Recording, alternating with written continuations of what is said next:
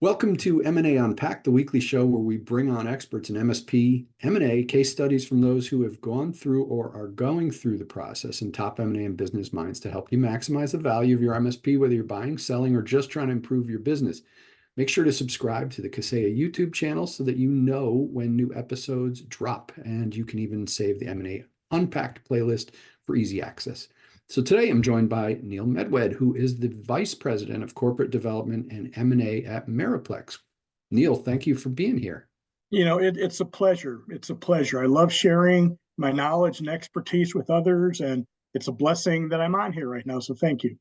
Awesome. So let's dive right in. You've been in the MSP space for a very long time, 40 years. I hate to, I hate to tell people how long I've been working. So, I feel bad doing it to you. But starting back in '83, can you share with us a bit more about your journey from founding Preferred Technology Solutions to kind of becoming Meriplex's M&A guru? It's interesting. Number one is, I'm an older man and I embrace it. I've made it this far. I'm blessed in so many ways, and with age comes wisdom, and that's what I'm here to share with you, share with the audience. And I got into computers. Think back in 1983.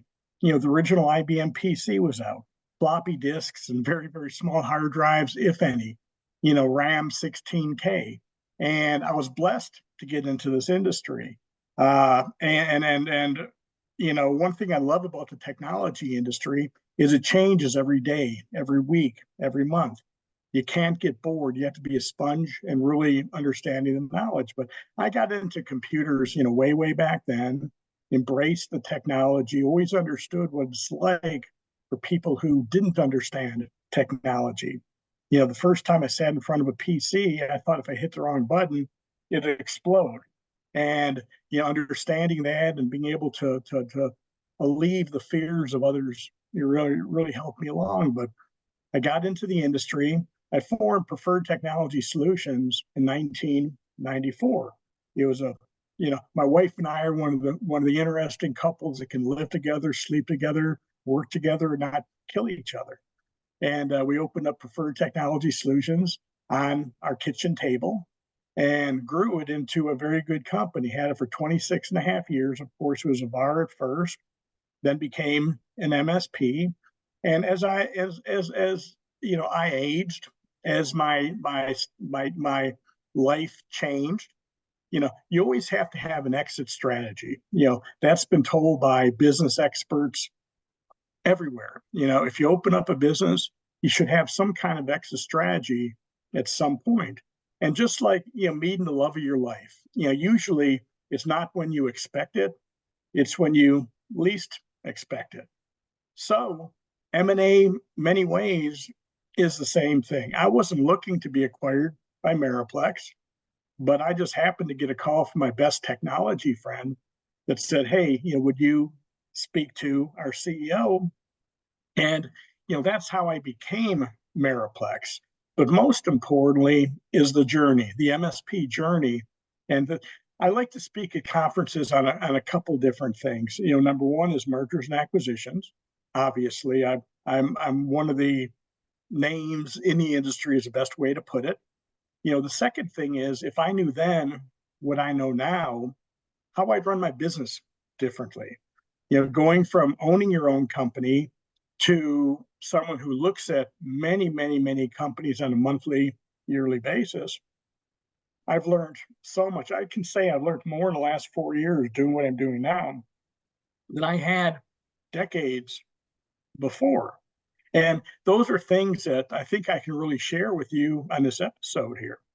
If I knew then what I know now, how I'd run my business, differently.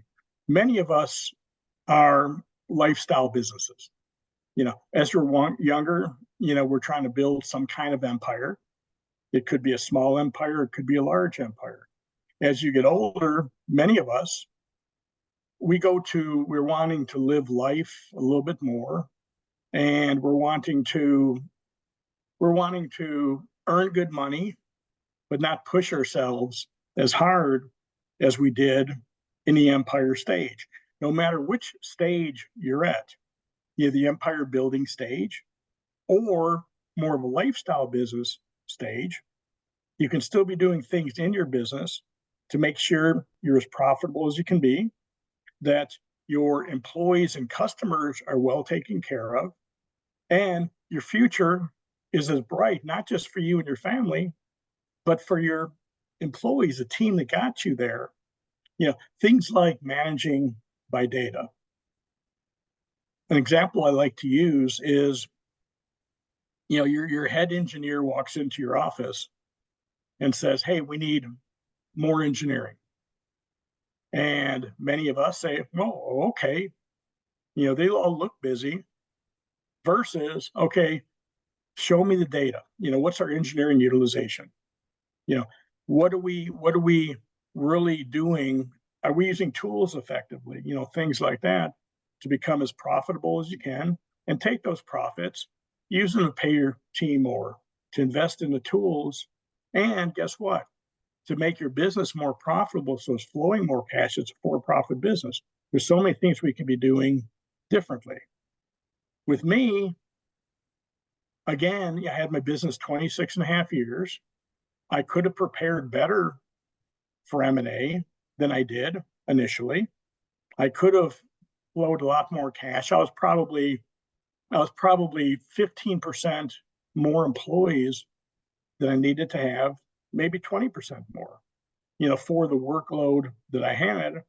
And just think how that can affect the profitability of the company.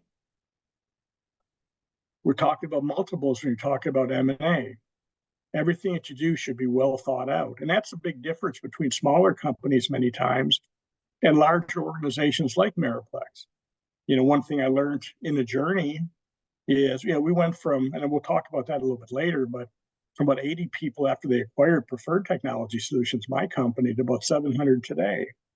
And how a larger company thinks is many times different than how a smaller organization thinks. And we should certainly, go into that some. But the journey, it's been a great journey, my friend. I consider myself blessed in so many ways. Number one, blessed that we're in the industry that we're in. We help people. We help secure organizations. We help organizations become more efficient, more effective. And we help the economy by supporting these organizations better than they could most times internally. Thank you for sharing that. Very interesting journey. You've gone from selling your own MSP to becoming an active acquirer of MSPs. Mm-hmm. So, and I think you said 11 acquisitions under your belt for Meriplex. That's correct, right? Mm-hmm. So tell me about the key elements that you look for in a company to determine if it's a good fit for acquisition. Sure. I'm going to start off by talking about different chapters of M&A. Many organizations, when we're smaller, we look for different types of targets than we look at today. But as a generalization, what we want, what any acquirer wants, is an organization. I shouldn't say any acquirer, most acquirers, but we're talking about a couple different models. Organizations like Meriplex, what they're looking for is strong revenues, strong profitability, a strong team within the organization, and growing revenues and profitabilities. At Meriplex, what we look for is, for the most part, we want the ownership that wants to do something much, much bigger and better than they could otherwise. We want a team that wants to continue growing, but growing in a different way, growing as part of something that's much, much bigger and better. There are other organizations that like the more unsuccessful companies. That's a different business model in M&A. The thought process there is, let's take a unsuccessful company and using our knowledge, our expertise, we can turn that around, pay much lower multiples for that. We can turn that around and make it much, much better. if you think of our industry, it was either normally a salesperson said, I can do it better, and opened up their company, or it was an engineer that said, hey, I can do it better, and opened up, their company. Very rarely was it someone with a deep, deep financial acumen. Harvard MBAs don't say, hey, let me open up an MSP. That's the fact of the matter. So, for a Meriplex and many of the people I sit on panels with and speak with, we're looking for successful organizations because we want to build on that success. There are others that come to me and say, hey, Neil, when you find, if you find companies that aren't doing well, that are, underperforming, that don't have the management, don't have the expertise and the knowledge, and they're break even or losing money even, that's a perfect company for us because we can pay very little and we can use our expertise and turn it around. Again, for Meriplex, it's about the better organizations. For the larger you get, I know all my, we're all friends in our industry doing what I'm doing for the most part. It's a very, very friendly competition. For Meriplex, we're looking for the bigger companies because of the size, we are. Revenue growth, everything else, a small MSP really is not going to fit our model. When I look at things in a couple different ways. I look at geography, as many of my other people on panels with me do, where we are, where we aren't, but also look at core solutions. What solutions does that organization have? What verticals does that organization have that I can layer over the Meriplex nation and make it nationwide practice versus just a local practice, if you will. Again, for Meriplex, it's, do you want to do something much, much bigger and better than you can? Do you want to be with a group of high level talent? That's for me. Going back to my journey real quick. I'm in Dallas, Fort Worth, one of the fastest growing metropolitan areas year in, year out. I'd go to business meetings, I'd go to charity events, I'd sit at the speakers' tables, and I'd have conversations, great conversations with the movers and shakers of Dallas Fort Worth business. And I knew I wasn't big enough to truly support them. And as importantly, if not more importantly, they knew that I wasn't big enough to truly support them and for them to feel comfortable introducing me to their IT directors or chief information officers, their chief security officers, people like that. And that was one of the main reasons, why I joined Meriplex. I want to do something much, much bigger and better than I could have. Many of us are in a lifestyle business. You get up in the morning, you shower, you shave, you go to the office, you win some, you lose some. You go home, you maybe have a drink, whatever, you watch some TV, go to bed, and rinse and repeat. And for me, personally, I was getting bored. I was making good money, but I was truly, getting bored. I want to do something much, much bigger and better for my last chapters of my life.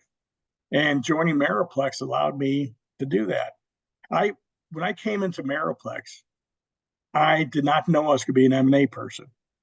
I was supposed to go to the business dinners, the charity events, talk to people in the same situation, and then hand it off to other salespeople to work the relationship. Me being a high-end relationship person, but another salesperson working it, closing it, if you will, then just go to other networking events. And what happened was I called a buddy of mine who I've always been big in the technology community. And, I called up a buddy of mine in Dallas, had dinner with him, talked the Meriplex store, which we're building, growing, doing. Next thing you know, he became part of Meriplex. I got a call from a friend of mine, owned a company in Southern California about doing some work in Dallas. Same thing happened. All of a sudden they became Meriplex after hearing my story and our story. And our leadership said, Neil, how are you doing this? It's like, well, I know a lot of people. I'm highly respected.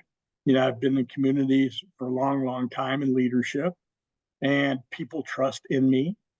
They know I'm very, very blunt in what I say, and I never lie. My father taught me when I was young, if you never lie, you never have to remember what you said. And they said, guess what, Neil? Voila, you are an M&A person. And I became, highly respected in our industry, not just, because of the 11 companies that I bought in about a 3-year period and many, many more to come, especially as we move forward, but because my life goal is to share my knowledge with others. I truly believe that the dash between life and death is how many people you positively impact in this world. And in my role as Meriplex's M&A, I've been called a guru before, I've been called other positive things.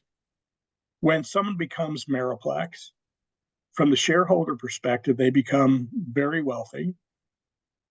For the customers, the solutions and support and talent that we can bring to their table is extremely good. But as importantly, for the employees, maybe as importantly as a customer side for sure, but not less importantly than the financial side on the shareholders. But for the employees, the teammates that got you to where you're going, there's no more glass ceiling, if you will. When you're with a growing organization like Meriplex, for the employees, they can move up to different levels of management. They can move geography wise because we're one Meriplex. We're fully integrated versus non-integrated companies that, okay, you keep your brand, things like that. There's a place for them all. The different types of M&A, and I'd love to be able to get into that different types of M&A. But there's a place for all types of thought processes and desires. But the most important thing is keep your customers in mind. Is it good for your customers? Number 2, is it good for your employees? If it has to check those 2 marks, then number 3 is the financial side of it for you. If it doesn't do the first 2, forget about the third, but it's not going to be the right fit. Okay, so knowing that, you're talking, obviously, you're not necessarily just going to go for the highest price, but you talked a lot about ensuring that it's a good deal for your customers and employees. What advice do you have for MSP owners to ensure that they align with the right buyer and keep their company culture intact during and after an acquisition? Sure. Number 1 is really understand what the acquirer is trying to achieve from a 10,000 foot view, and then really go down to the ground level of that. There are certain organizations that are simply trying to buy organizations at lower prices, at lower multiples, and then because the minute that the ink dries, the enterprise value goes up considerably because a multiple of a large organization is usually going to be more than a multiple of a smaller organization. Understand, again, from the top level, what they're trying to achieve. Understand the backing of the organizations. The certain organizations are self-funded, which is magnificent. Others are private equity backed, which is magnificent. What I found, there's been a lot of private equity money that's come into our industry because of the reoccurring revenue side of the business. They look at the MSP world, contracted companies, contracted with your customer, companies. And again, they can invest in an organization like an MSP and bring back quality returns, for their shareholders. Many times, the executive of a certain size platform, let's call it a platform company, but that's a word most people use when private equity comes in, buys an organization to partner with it. What gets you from here to here doesn't always get you from here to here, talent-wise. And while there's many executives that are good to get it from here to here, they may not be the right executive to get it from here to here. So, back to understanding the organization, what they're trying to achieve, understanding the executive team, not just individual, but executive team, what levels and layers of management they have. Culture is very, very important. When you talk about culture, it means different things to different people. I call it the culture of success. When you're a smaller organization, you may be in a situation where you don't hold your employees as accountable as necessary. Back to if I knew then what I know now, for reporting, for managing time, for managing the sales process, formalizing the sales process, things like that. When you're in large organizations, sales processes probably going to be more formalized. Time tracking is going to be more formalized. Things are going to be somewhat more rigid in a larger organization because it's going to be performance based. When we're talking culture, look at improving, understanding where your culture is today. Are there areas of improvement? What are you going to be looking at from if you become part of Meriplex, eventually that things are going to become performance based. Things are going to be more formalized as far as engineers ticketing, tracking time, the sales people. If you're anything like I was back when I was Preferred Technology Solutions, I did have salespeople that were underperforming. There was always that big thing that was coming at the end. Oh, we're just like a month away, 3 months away. But the monthly to monthly performance simply wasn't there. And moves should have been made if I was a stricter business person, in essence. And, performance is, in most industries, truly, what it's about. So, culture is extremely important, but my thing is, culture of success. When you look at different MSPs, different platform types of organizations, some organizations are you keep your brand and we'll do the HR, we'll do the accounting, we'll do certain things as a group. But think of Preferred Technology Solutions, a Meriplex company versus the one Meriplex world. We're building a nationwide brand. It's our goal to be the recognized leading brand in SMB and especially mid-market in America. And you can't do that as Preferred Technology Solutions, a Meriplex company. For us, something else for other MSPs, but for us to look for is how our management is set up.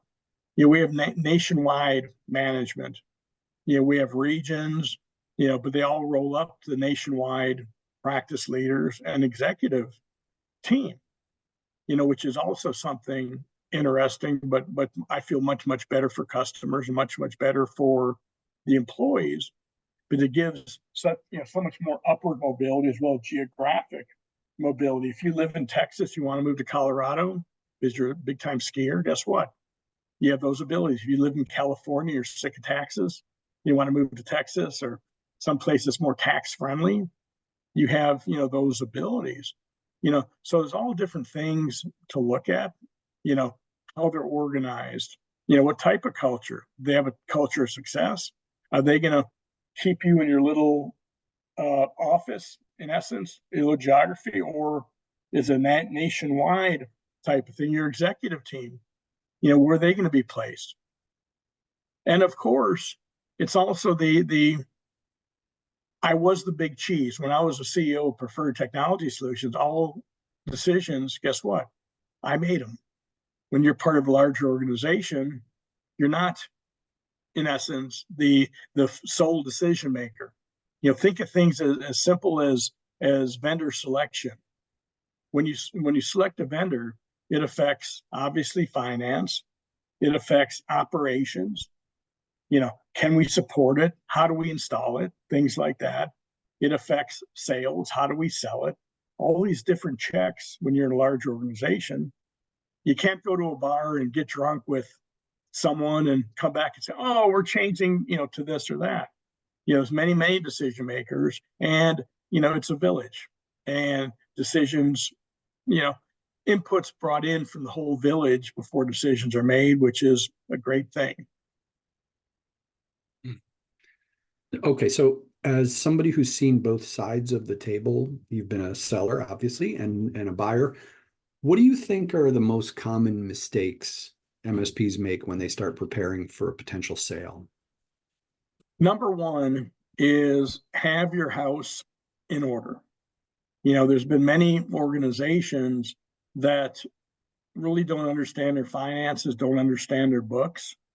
And, number one, again, as I said before, in this interview, is from the day you open up a business, there should be an exit strategy in your mind at some point, whether it be a hand down to your family or, for a sale. But make sure your books are in order, your income statement, your balance sheet, the financial side of it should be something dynamic that's improving, underlying 3 times improving each and every year. How can I delve more data from my business? Revenue streams, profitability, cost of doing business, all these, different areas. So, one is make sure your financial side is in order. Mistakes. I've seen so many sets of books where the moment I look at them, I know that they're overstaffed. They're not managing by data. I'd like to use this example. I was that way at Preferred Technology Solutions. Let's just use $100,000 all-in cost for a technical resource.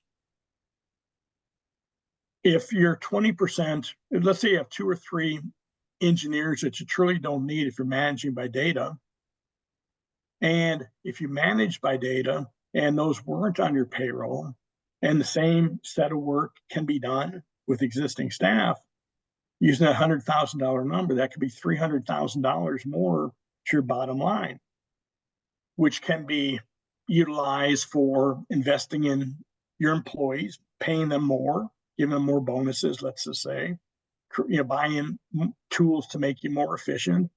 And again, putting more to that bottom line. In that example, let's say you took $100,000 and you gave your employees, more benefit.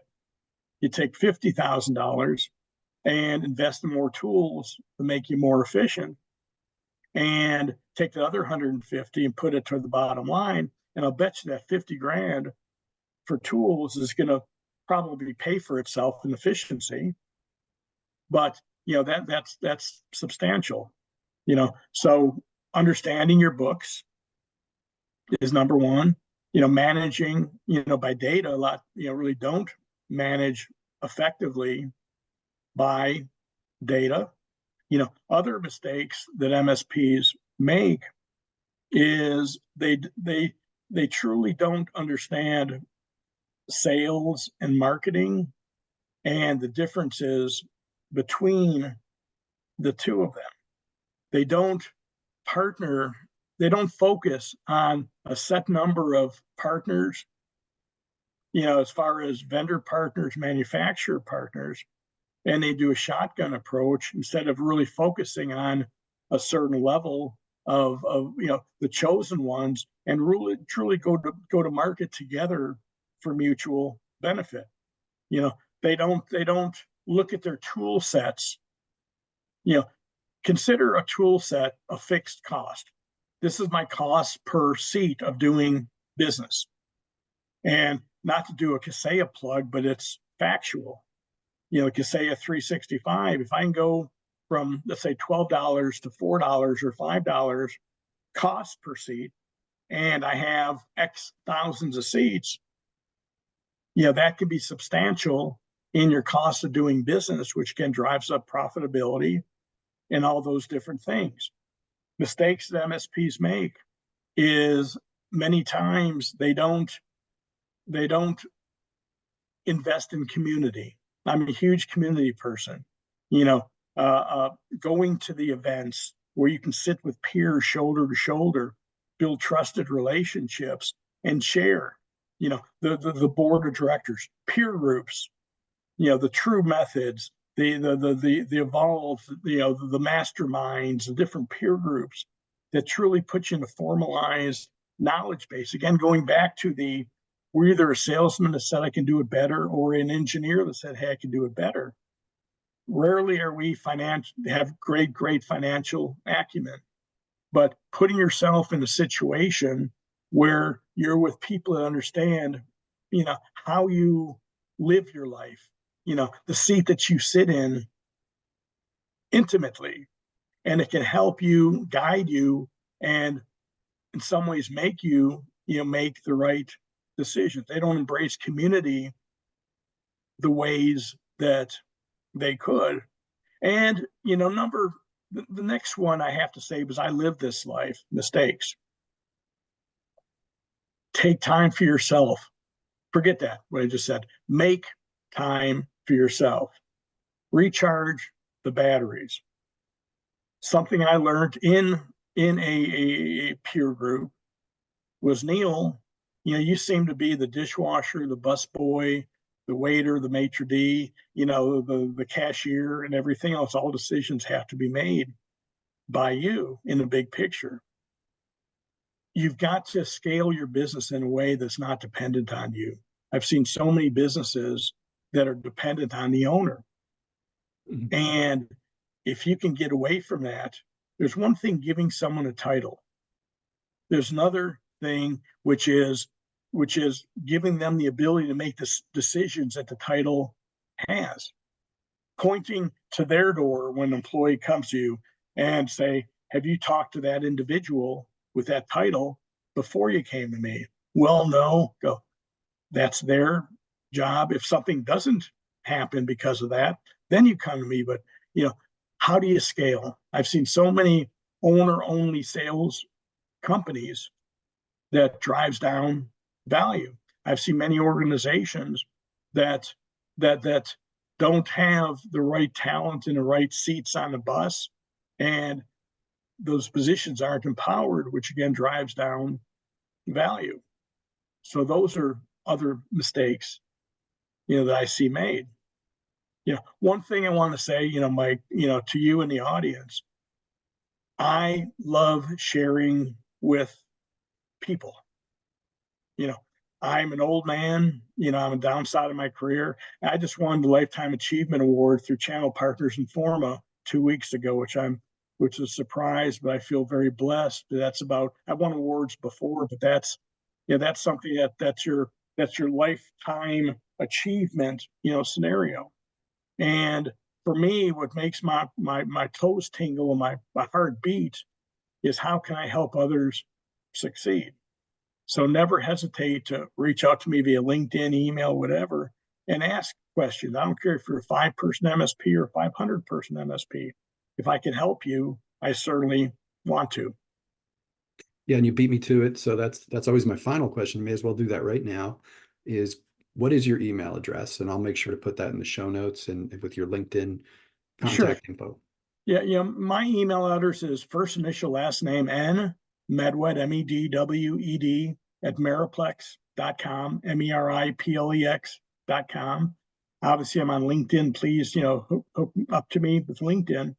You know, again, back to it, you know, if I can help you, if I can help the audience in any way, if I can answer questions, I'm on stage quite often at different conferences, you know, sharing. I keep on getting asked, so I guess I'm doing a good job of it. You know, if I can help the audience in any way, you know, become a target, you know, to someone like Meriplex or someone else. If you're not a target for Meriplex, I probably know others that you may be a target, you know, for. You know, if I can help you build your organization in a better way, guess what? You know, my mitzvah, you know, my goal of helping other people, it helps your customers, it helps your employees, and it helps you. I'm achieving that goal between life and death, help as many people as I possibly can. So please reach out to me. Make Yeah, the time, work on your business. love it. It's great. This is an awesome interview. Really appreciate it. I could talk to you all day. Um, so let's wrap up with this. You guys have grown. I mean, you've had some dramatic growth from 80 to over 700 employees. That makes Meriplex a very large MSP, and Mm-hmm. you've mentioned plans for further expansion. So tell us, give us who should reach out to you right now? Well, I mean, I'd answer that in two ways. Who should reach out to me? Your whole audience. Number one, because again, I want to help you, the audience members, build and grow, avoid mistakes, enhance successes. From an M&A, again, we're one of the larger MSPs in the nation, and we're looking for very successful companies with, I'd say use $10 million in revenues as there's always play in this, but $10 million revenue and up. You're going to see Meriplex acquiring larger and larger organizations, successful organizations. You're going to see Meriplex acquiring platform companies. Platform companies being organizations that have bought in M&A previously. If you're an organization that has a very strong vertical, again, me looking at things geography wise, where we are and where we aren't, but as importantly, what can I put over the Meriplex nation and roll out a vertical from a national scale? So if you're a smaller organization, but you have a great vertical, then certainly reach out to me so I can evaluate you. I put things in a couple different buckets, if you will, more than a couple, but a couple main ones. Organizations that I would love to become part of Meriplex Nation. Again, larger, more successful organizations that are doing very well. The revenues are growing. They have a great team of talent within their organization. Want to do something much, much bigger and better than they could otherwise. And then the other bucket is organizations I would love to help build so they could become a target, for Meriplex one day, kind of like a farm system for baseball or whatever. Where are they? AAA, AA, single A? How can I move them up? So they can become, target for Meriplex. So again, verticals, geography. But if you're a successful organization with strong leadership, wants to do something much, much bigger and better than they could otherwise, ding-a-ling-a-ling, give me a call, whether it be now or a year from now.